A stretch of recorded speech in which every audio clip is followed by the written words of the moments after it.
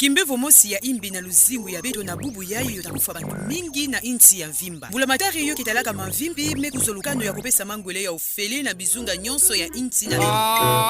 Oye! Oye! Oye! Oye! Oye!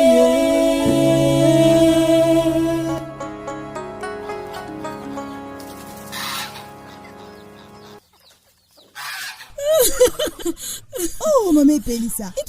Oye, mono nge na papa mbala. Beto vanda kubendana na mpamba samna mambe ya mangwele ya COVID-19. Muna bakusa kaka ve. Mimi tu nina sasa mtu bilangi. Bana tu bambote ti mangwele ya COVID-19 ke kaka samna bantu ki vanda na mbanza. Beto kwa nya fibwala mosi ya fioti na kati ya RDC. Kasi muku bakusa kave iki bakaka papa mbala na kukwenda kubaka mangwele ya COVID-19. Mame Pelisa. Iki beto bika mamamba minzonza ke manisaka ve na ina batukina tuba samna mangwele ya COVID-19. Ngenge na sasa mvita. Mame Pelisa. Nzambi kena ngebe toke kwanzi beto zole. Kanave kizola salema.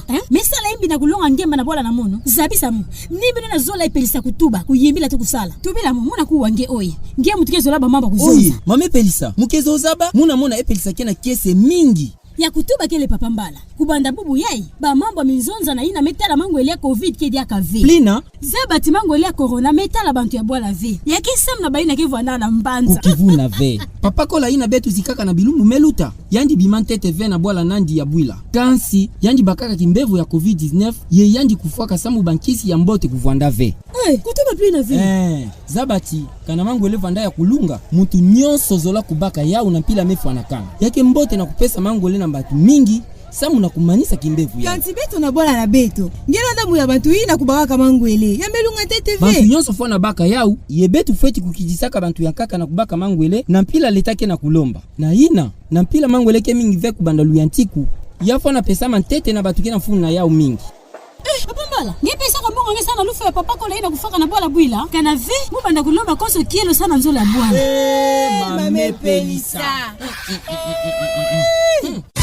Yayi kele luzaisu ya AB Communication. Samu na kulanda ye kubaka yao. Beno kwenda na www.abcommunication.info.